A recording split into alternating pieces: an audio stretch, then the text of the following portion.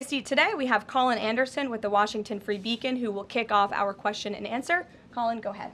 Thank you, Caroline. We reported yesterday on a briefing from the Israeli defense minister in which he said the U.S. and Israel are working together to monitor any attempts from Iran to rebuild their nuclear program, and also that if Iran was to do so, the U.S. and Israel would work together to once again destroy that nuclear program. Is that aligned with the president's thinking? Look, the president, as I said in those opening remarks, Colin, and thanks for being with us today, views the Middle East on its way to peace and prosperity.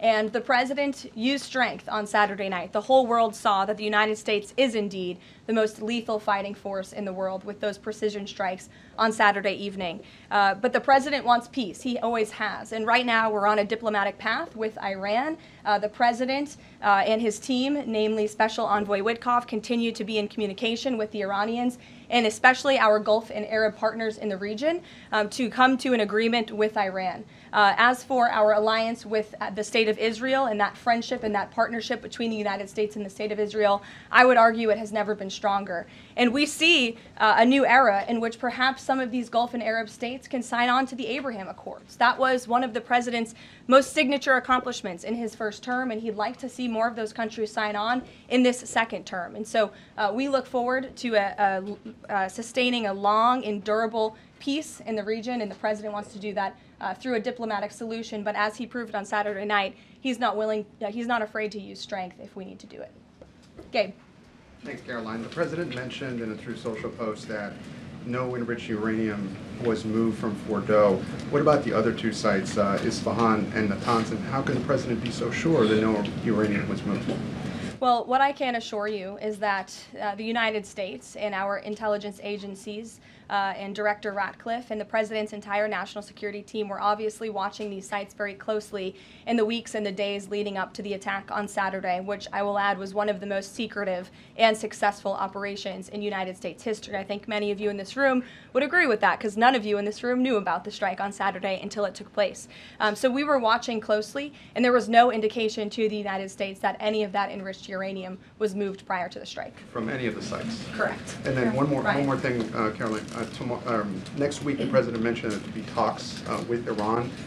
Didn't mention any details, and Iran has not confirmed them. Can you share any details about any potential talks next week? We don't have anything scheduled as of now, but I spoke to our Special Envoy Witkoff at length this morning, and I can assure all of you we continue to be in close communication with the Iranians and through our intermediaries as well, namely the Qataris, who have been an incredible ally and partner throughout this entire effort. And as I said, this administration is always focused on diplomacy and peace, and we want to ensure we can get to a place where Iran agrees to a non-enrichment civil nuclear program. And there are many other requests that the United States has. Those details continue to really, they're just starting. Of course, the operation was just on Saturday night, but we are in touch. And if there is a meeting, we will let you know, as we always do. Brian. Thank you, Caroline. There's two. One on trade. On the July deadline that's coming up for the trade deals, is that deadline still hard and fast for the president, or is he now considering even coming to trade deals after that deadline, and where is he on that going forward? I think the president has been asked this quite a few times by many of you in the media. I've heard him answer it at press conferences and at gaggles. He just spoke about it on Air Force One.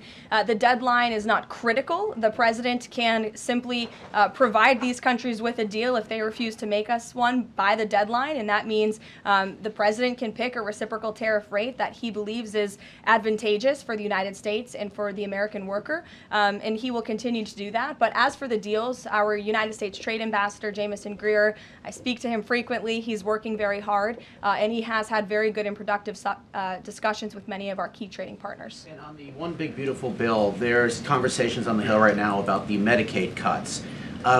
Yeah, I'm curious, if the final bill that the president's been talking about comes to him and it has Medicaid cuts in it, will he sign it, or would he rather just Congress do away with those cuts? I think our friends in both the Senate and the House know exactly where the president stands on Medicaid.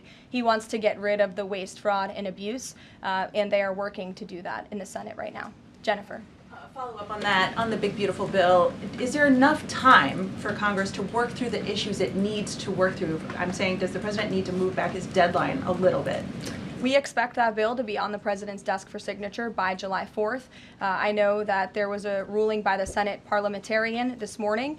Look, this is part of the process. This is part of the inner workings of the United States Senate, but the president is adamant about seeing this bill on his desk here at the White House by Independence Day. And then on Israel, is there a date set for the Prime Minister to visit the White House yet? Is he coming in a couple weeks? There isn't a date, but the Prime Minister has expressed interest in coming to the White House to meet with the president and come to Washington. The president is obviously very open to that, but we don't have a date. When we do, we'll let you all know. Kate. The president